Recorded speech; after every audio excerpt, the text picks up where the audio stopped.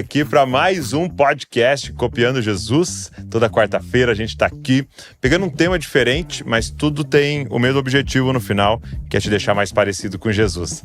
E hoje nós vamos falar sobre saúde mental, falar sobre emoções, falar sobre traumas e de que maneira a palavra de Deus fala sobre tudo isso. Tô com uma convidada especial aqui, que há tempos já queria conversar com ela e agora deu certo. Ela está lançando um livro e a gente vai falar também sobre isso, mas eu quero conhecer um pouco mais da jornada dela, como ela chegou nesse lugar de ajudar pessoas nessa área das emoções. Então, vamos embora? Podcast de hoje.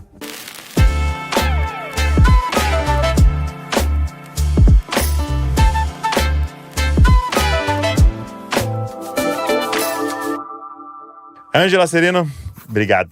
Obrigado, Douglas. Tá, prazer estar aqui. Prazerzaço. Você é natural de onde? Sou natural de uma cidade do interior de Goiás, chamada Palmeiras de Goiás. Palmeiras de Goiás? Sim. Mas hoje vocês moram... Moro em Goiânia. Em Goiânia mesmo, né? Há mais ou menos 29 anos. Muito bom. Eu tava lendo, né, sempre o pessoal faz uma pesquisa antes, que você começou uma jornada como modelo na adolescência e tal. Aos 17 anos, isso mesmo. Aos 17 anos? 17 anos. E aí, como é que foi essa... Fui modelo, fui Miss, amava essa carreira, né? Mas tinha um vazio existencial, assim, gigante. Crise depressiva. Ah, é? Né? Crise depressiva, pensando em suicídio direto. E tentei o refúgio como modelo, talvez, para tentar encontrar um lugar no meu ser. E fui preenchido só com Jesus. E como a carreira, né? Mas também o dinheiro ou as próprias drogas, o sexo, são esses lapsos, né, de parecer que tem sentido, né? Então ali, aquele momento ali que você fechou um contrato, aquele momento que você tá ali no jogo, aqueles minutos ali, aquela hora, parece que, nossa, achei, né? E logo aquilo desaparece e aquele vazio continua e parece que aumenta até, né? Isso para um adolescente, imagina, com uns 17 anos, sem conhecer nada sobre a vida, de repente cheio de baixa autoestima, de problemas que vieram de um lar, muitas vezes disfuncional, e de questões que, de fato, envolvem a vida de todo adolescente, né? Então era uma coisa que eu visualizava como se fosse algo muito lindo, que na verdade estava escondendo muita coisa que eu precisava realmente me encontrar. E eu fico imaginando, né? Porque essa vida da modelo tal, tudo voltado para a questão da afirmação, dos elogios. Ó, você ganhou o Miss, então você é muito bonita e tal. E como aquilo vai dando essa falsa ideia de preencher realmente, né? Exatamente. Você é aplaudida, você tem um aparente sucesso perto de muita gente, mas quando você está sozinha, o vazio continua. E como é que foi o seu encontro com Jesus? Você já vem de uma família cristã? Não. Muito interessante. Eu fui uma criança que nasci procurando Deus. Você acredita? Eu queria saber quem foi que fez o universo, como é que Deus pintou as plantas. Sempre fui muito poética. Sempre. E fui crescendo, minha família não era cristã, aquele vazio muito grande. Mas tinha alguma religião, assim? Ou... Não, professava uma fé católica, mas né, não tinha uma questão ligada ao evangelho. Mais cultural, né? brasileiro, assim. E eu me lembro que eu conversava, Douglas, com Deus sozinha. Eu queria entender as coisas, eu queria entender a vida, muito sentimento, muito vazio, muito sentimento depressivo. E aí eu ganhei na escola uma Bíblia dos Gideões. E quando eu ganhei na escola, aquela pequenininha, e eu comecei a ler aquela Bíblia. E eu comecei a me apaixonar naquilo que as Escrituras traziam para mim. Eu comecei a entender muita coisa e, por incrível que pareça, aquele vazio de muitas perguntas que eu não conseguia entender, lendo a Bíblia, eu conseguia ter. E nos meus momentos de solicitude, eu queria conversar com o Deus desconhecido. Eu queria saber como é que ele superou a rejeição de ter vindo ao mundo e as pessoas não o quiseram. Eu queria saber muita coisa e eu comecei a falar com Deus sozinha.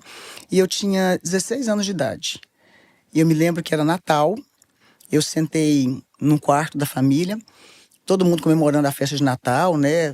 Bebida, comida e vai lá. E eu fui pro quarto com 16 anos, uma menina. E eu falei assim, com aquela Bíblia na minha mão dos Gideões, né? E eu falei assim, Deus, Jesus, hoje é seu aniversário e ninguém tá te dando parabéns. Eu queria hoje te dar um presente. Eu queria te entregar a minha vida de presente para o Senhor fazer de mim o que o Senhor quiser. Porque eu me sinto perdida na vida. Já estava naquele meio de modelo desde 14 anos, tudo muito sem sentido. E foi tão interessante que isso foi acontecendo. Continuei lendo a Bíblia e, sozinha, eu fui tendo um encontro maravilhoso com as escrituras a ponto de procurar um colega que trabalhava num banco onde eu era estagiária naquela época, como que eu faria para mim conhecer uma igreja cristã evangélica. Foi assim. E aí ele te leva Me leva para a para igreja. conhecer. Isso, e foi muito engraçado. A primeira mensagem que eu ouvi foi sobre Naamã. Ok. E sabe o que mexeu comigo? Eu me senti bela por fora, Armadura. aplaudo por fora, sou conhecida, sou a modelo, sou a Miss, mas por dentro eu tô podre. Aquela palavra eu entendi plenamente o que Deus estava falando comigo aquele dia. Antes que houvesse apelo, eu falei, gente, é isso que eu quero. E eu fui pra frente e isso faltava 2 semanas para eu completar 17 anos. E hoje estou com 52 aqui, firme e apaixonada com Jesus mais do que antes. Isso é muito lindo, né? É, muito lindo. Como o Senhor nos encontra. Mas que legal. Lendo a Bíblia sozinha. Sozinha. E eu gosto dessas histórias porque, assim, sempre me inspira aos atos mais simples, né? Porque alguém foi lá e te deu essa Bíblia. Exato. Alguém pagou para impressão dessa Bíblia, alguém foi lá na sua escola e deu. E às vezes a gente fica pensando, né? Eu só dei uma Bíblia, só dei um folheto, eu só preguei ele na praça, a gente não sabe o que Deus está fazendo com o destino das pessoas, né? Que no meu caso, o seu também, né? Fiz um vídeo, Isso. né? E a gente não sabe o que está acontecendo com tudo isso, né? Isso é inspirador. Muito lindo.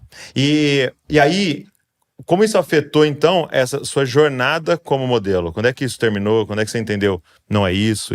Então, quando eu estava faltando 2 semanas para eu completar 17 anos, que foi quando eu decidi já realmente seguir um caminho com Cristo, tinha acontecido um fato que mexeu muito comigo. Eu fui no maior concurso que eu tinha, que a partir desse concurso eu poderia ter uma carreira internacional como modelo, né? Eu fui selecionada para esse concurso e nesse concurso lá, né, tudo anda para lá, para cá, tira foto e pessoal olhando. Eu lembro que um gringo começou a soletrar o meu nome. E eu percebi que, infelizmente, a maioria daquelas meninas que terminava aquele modelo ali, naquele momento ele tirar foto e tal, elas ficavam próximas daqueles homens. E eu pude entender nas entrelinhas que para crescer naquela carreira, eu teria que fazer algumas coisas que talvez não eram dos meus valores. E eu percebi que não era o universo que eu queria. Eu queria ter um lar, uma família estruturada e um casamento com um homem só, com uma vida construída com os princípios que a gente sabe muito bem que são princípios que hoje norteiam uma vida de felicidade, de fé e tudo mais, né? Mesmo sem ter aquela vida de conhecimento de Cristo naquele tempo. Aquelas imagens, aquilo que tudo ficou muito ofuscado, mas ao mesmo tempo claro nas entrelinhas, aquilo mexeu comigo. Naquele dia eu falei, não, eu não quero isso para mim. Eu quero ter uma família e eu não preciso ser modelo. Eu não quero. Deixei tudo. E foi quando eu já estava bem envolvida, lendo as escrituras e já estava indo para a igreja. E aí, quando é que você conheceu seu marido? Meu marido tem uma história linda. Então, meu esposo, nós éramos do interior, né? Ele já me conhecia como modelo, de ver ali, né? Ele até brincava, falava, oh, meu Deus do céu, eu nunca vou ter, né, condições de nem namorar, nem ficar perto da menina dessa, né? E eu trabalhava no banco, o Cirino foi no banco abrir conta, e quando ele abriu conta, eu me apaixonei. Batendo o olho naquele homem, você acredita? É mesmo? Agora eu vou te contar por quê. Eu amo a alma humana. E o olhar dele, o jeito dele estar no banco, sendo atendido por mim, que estava abrindo a conta dele, a timidez dele, me fez mostrar uma alma que queria só acolhimento e se sentir pertencente. Aquele homem caminhando na vida, mas com aquele olhar de uma pessoa carente que mostrava muito parte do que eu era, né? Visivelmente você percebe quando uma pessoa tem os seus traumas, as suas carências. Sim. Me fez encantar por ele e eu me aproximei dele e aí foi indo. Foram 1 ano e meio de namoro, noivado, casamento, agora 32 anos casado já. 32 anos? 32. Glória a Deus. Muito feliz. Agora, você citou isso, né?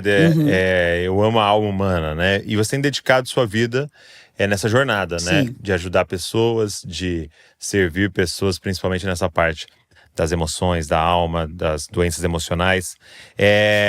Quando é que você começou a enveredar para isso? Assim? Quando é que você começou?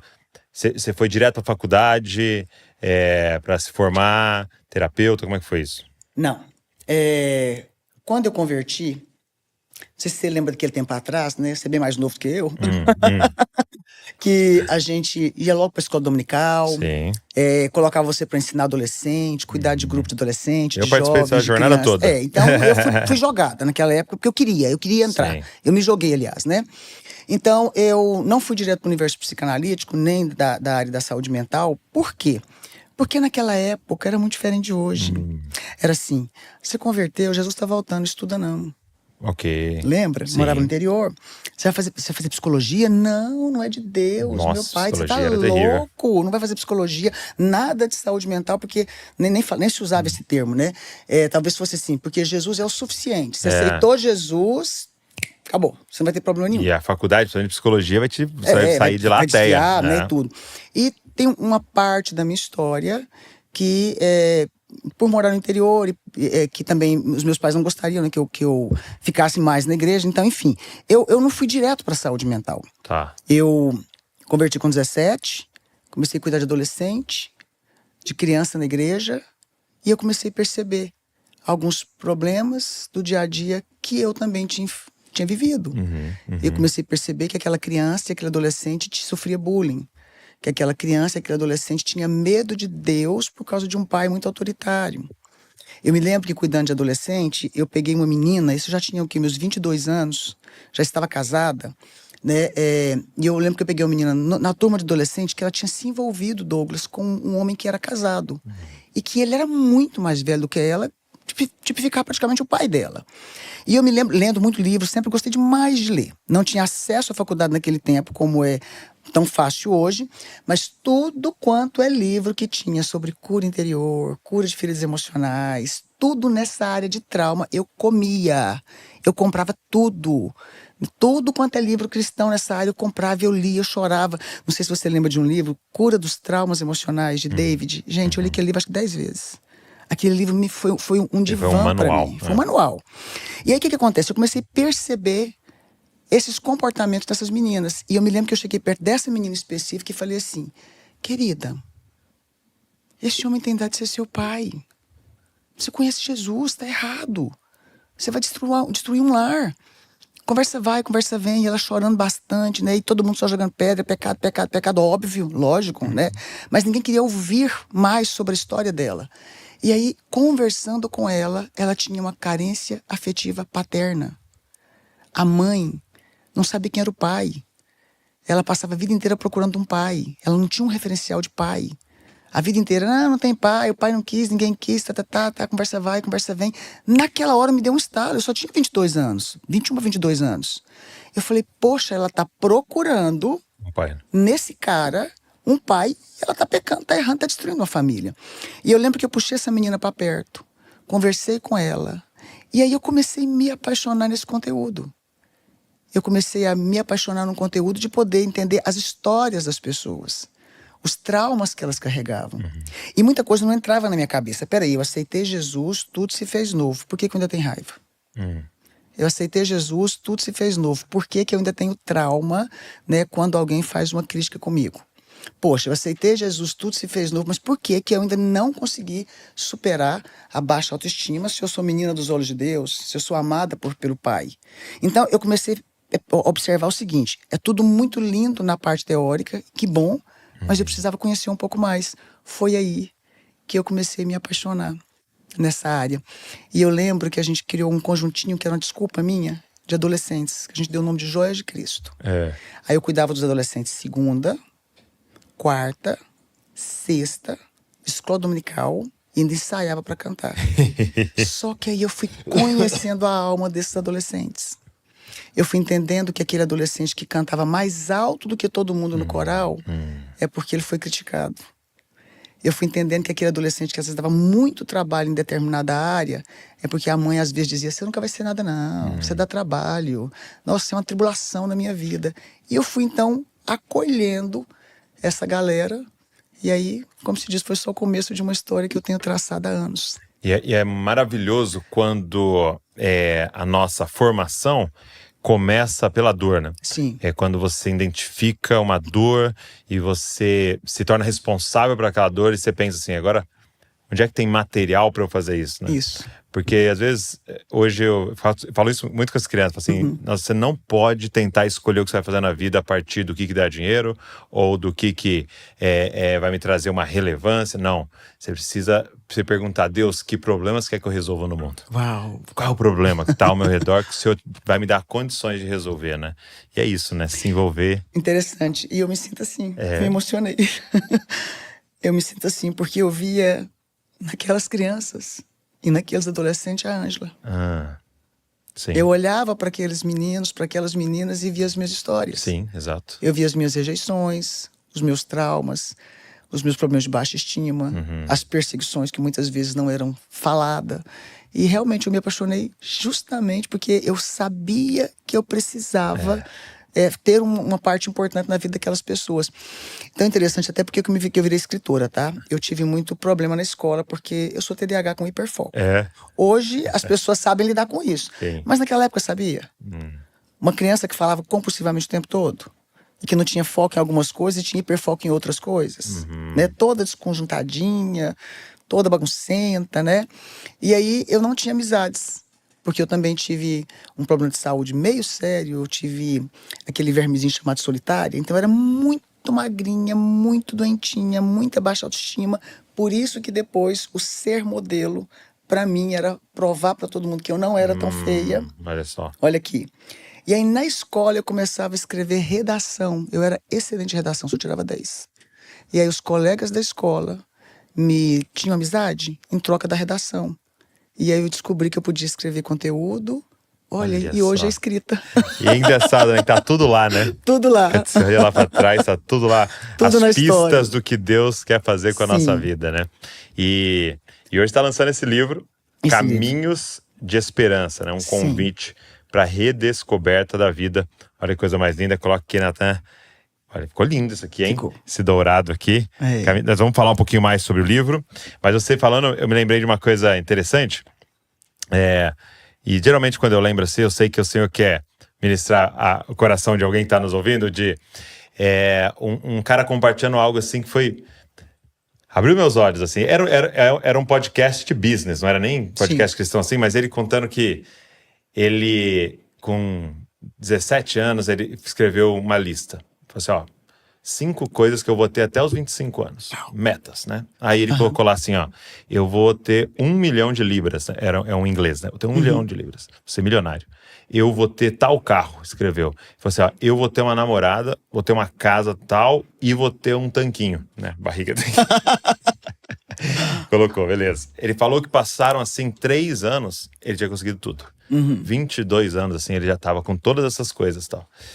E aí, ele falou que dentro da casa dele, com o carro, com a namorada, com o tanquinho, né, com sucesso, com 1 milhão, ele falou assim que sentia um vazio terrível. Sim. E aí ele foi visitar um cara que ele admirava muito e que era quase que um bilionário e tal. E ele falou assim, foi uma das pessoas mais miseráveis na alma que eu já conheci. A ponto do cara falar assim, você não dorme aqui em casa? Tão solitário e tal. E ele falou, cara, esse é meu destino. E aí ele começou a meditar no porquê. E aí ele chegou numa conclusão que eu achei assim... maravilhosa. Ele falou assim, por que você realiza todos os seus desejos, como por exemplo ser modelo, e continua vazia? Ele falou assim, porque não eram seus desejos. Aquela lista era a lista do que minha ferida queria. Exatamente. E aí quando você realiza todos os desejos da sua ferida, não adianta em nada. Não. Porque a sua essência está dizendo... eu nunca quis isso. E aí ele foi dando os exemplos. Ele falou assim, por que um tanquinho? Porque eu era magrinho e todo mundo me zoava. Então era minha ferida que queria. Por que um carro? Porque eu era um jovem negro num bairro de brancos ricos sendo humilhado. Eu vou mostrar. Por quê? E aí ele mostrando que era tudo a ferida querendo. E aí, depois de por baixo de tudo, você fazer essa pergunta, né? Tá, então, o que verdadeiramente eu quero? Esse Douglas...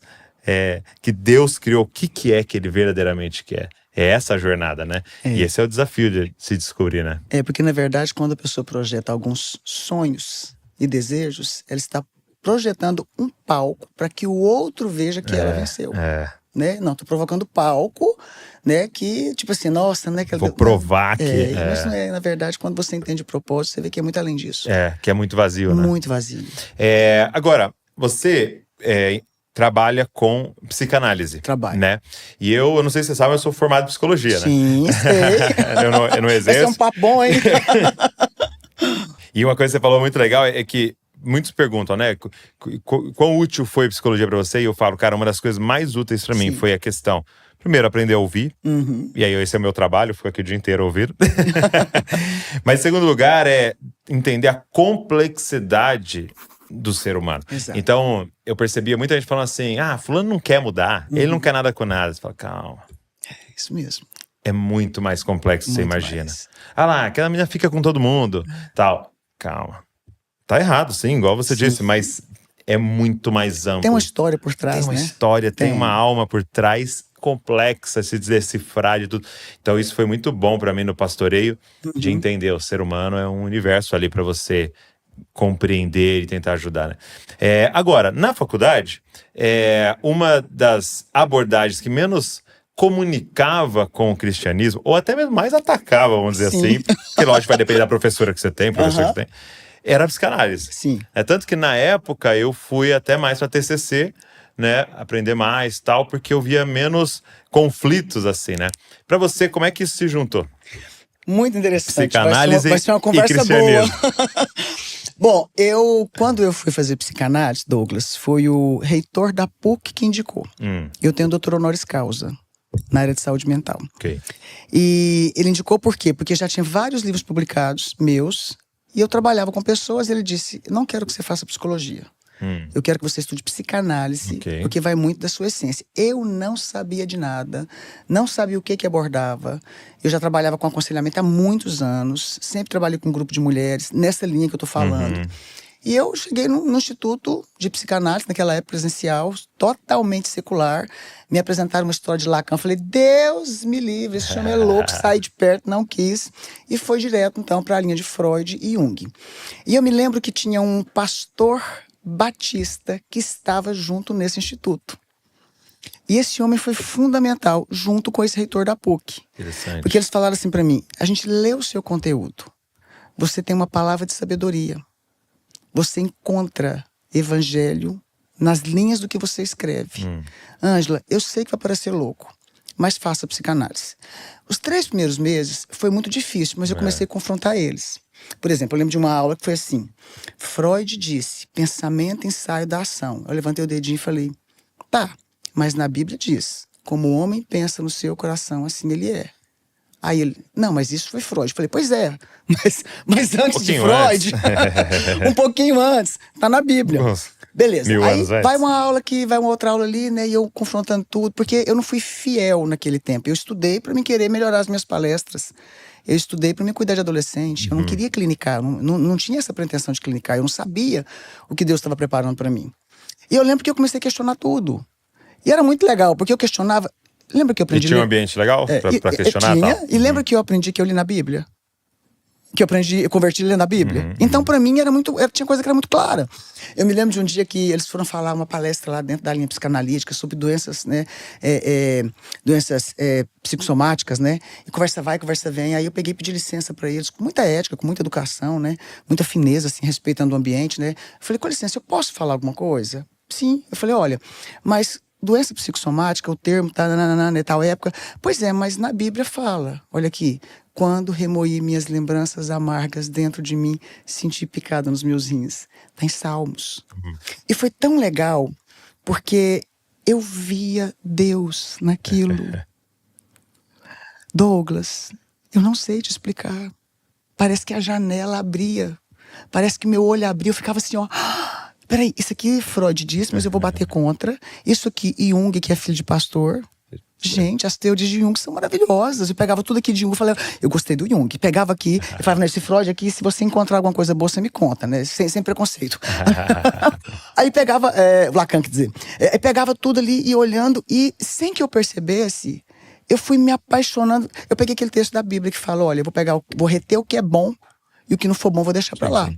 E foi muito interessante, porque aí eles também chamavam a atenção deles. Eu me lembro de um dia que eu fazia um estágio na clínica psiquiátrica e começou a dar muito resultado. Dava mais resultado os meus atendimentos como cristã, uma mulher cristã que estava estudando na psicanálise do que qualquer outro aluno. Então, assim, eles me chamavam e falavam: Ângela, dá pra você cuidar daquele caso pra gente? E eu ia cuidar do caso e era muito assertivo. E quando eu pegava aquele caso, eu pegava um contexto bíblico. Aí eu fui indo, estudei tudo quanto é área que podia do lado. PNL, vai pra uma coisa, pra outra, neurociência. E fui juntando tudo e criamos, então, uma metodologia sem eu perceber que eu estava fazendo isso. E o consultório... Comecei a atender no consultório, cada vez mais resultado, muita prova social. E fui desenvolvendo assim que chegou num ponto que não tinha como nem eles me questionarem. Eu me lembro de uma vez que alguém falou assim pra mim: mas você não pode estudar psicanálise, né? Foi fazendo todos os conteúdos que ele tinha contra Freud, contra não sei mais o que. Eu peguei e falei assim: peraí, mas Freud não era judeu? Era. Então ele cresceu estudando onde? Faz sentido. Eu falei: se você for observar, as bases psicanalíticas que funcionam, elas são bíblicas. Eu falei: gente, isso aqui funciona. A cura é pela fala. Se eu não colocar pra fora... E eu fui olhando aquele amor empático. Então, o que acontece? Quando eu peguei todo esse conteúdo, esse professor Batista, um homem muito usado por Deus, me abraçou e falou assim: eu não tenho dúvida que Deus te deu um direcionamento e uma abertura totalmente diferente para essa linha. E bem como esse reitor da PUC. Com isso, o que eu fui fazendo? Fui continuando escrevendo os meus livros, fui criando uma imersão na minha casa há mais ou menos 18 anos atrás, onde eu recebia 15 mulheres de 15 em 15 dias para ficarem literalmente internadas dentro da nossa casa, onde eu moro, deixava elas no hotel, e eu cuidava delas tudo com a linguagem psicanalítica, sem ser muito clara, e cuidando também. Então não era necessariamente só cristãs. Não, mas 90% eram cristãs. Aí eu pegava todas essas histórias delas, pegava o conteúdo bíblico, conteúdo psicanalítico, e sem que eu percebesse, Douglas, eu fui escrevendo. Escrevi, falando: isso aqui não funciona, olha, isso aqui tá assim, mas eu, de acordo com o que eu penso. Então nós começamos a criar uma metodologia. Por exemplo, tem um método que eu criei, que é o Ciência e Fé. Eu criei um método chorando e falando em línguas o tempo todinho. E falando: Deus, peraí, o que o mundo chama de insight é a presença do Espírito Santo, que é a paz que excede a todo entendimento. E aí, como é esse método? O que ele é? Então, o método hoje psicanalítico do Instituto Fazendo a Diferença, que a gente criou, nós pegamos todos os conteúdos da linguagem psicanalítica, pegamos parte de Jung, Freud, Melanie Klein, alguns outros, e desenvolvemos uma teoria específica. A parte da ciência e fé foi o que eu tive que desenvolver com a média de umas quase... Estavam aí uns 180 horas para o MEC aprovar, tá? O nosso curso hoje é aprovado pelo MEC. Que legal. Aprovado pelo MEC. Então nós pegamos toda essa parte psicanalítica, pegamos a questão do genograma, você que é psicólogo, você sabe. É muito fácil, né, falar que tudo é maldição hereditária, né? E se eu não mudo a semente que eu planto? Vou jogar até quando a culpa de que é maldição hereditária, eu vou orar 20 anos, que é o que a gente aborda no livro. Adianta ficar o tempo todinho, é muito fácil jogar a culpa pro diabo, né? Vou falar: Deus não mudou minha vida, mas e o meu comportamento que eu não mudo? Então nós pegamos toda uma linha com vários módulos, hoje dá 1.500 horas, documentamos tudo, registramos como ciência, tudo que é necessário na parte jurídica, no CBO e no MEC. E o nosso curso hoje, com 4 anos, 35 mil alunos formados, prova social, atendemos 30 mil pessoas de graça por semestre, através dos alunos formando. O CFNAI hoje reconhece o nosso método, né? E a Chantel agora vai ser nossa mentora. É mesmo? Poxa. Um trabalho lindo. Que lindo. E uma construção... E isso já vai dar o quê? 20 anos já, então? É uma construção nos bastidores de 20 anos, mas que foi realmente assim... Entendi que era o propósito de Deus a 4. Muito bom. Eu fiz um voto. Eu falei pra Deus um dia. Eu falei: Deus, eu sou apaixonado em gente. Você conhece a minha história com o Cirino? Nós somos empresários no ramo de carro e no ramo de construção civil. E ganhar dinheiro para mim nunca foi prioridade. Vivo uma vida próspera com ele há muito tempo. E chegou num tempo que eu não queria mais ficar viajando e ministrando. Eu queria cuidar de 10 pessoas curadas. Eu não queria mais estar pregando para 20, 30, 40, 50 mil pessoas, ou sei lá, o tipo de evento que fosse. Eu digo assim, numa esfera de ano. Eu queria sentar e eu queria ouvir aquela pessoa. Porque eu peguei muita gente cristã se mutilando. Muita gente suicidando, e que quando a gente ia descobrir, falava assim: não, a gente tá falando que foi infarto, pra ninguém saber que foi suicídio. Peguei muita história pesada. Muito caso que eu falava, meu Deus, não tem como eu julgar a história dessa pessoa. Peguei casos assim, assustadores. Casos de pedofilia, N casos. E isso começou a me preocupar. Por quê? Por eu ser muito amorosa, escrever sempre na linha de trauma, aproximar das pessoas. Tinha vezes que eu ia em evento, as mulheres não paravam de me abraçar e chorar e falar, tremendo, eu preciso conversar. Bom, quando eu percebi isso, o que eu fiz? Eu falei para o meu marido, eu quero viajar menos, eu quero dedicar o meu tempo 100% a buscar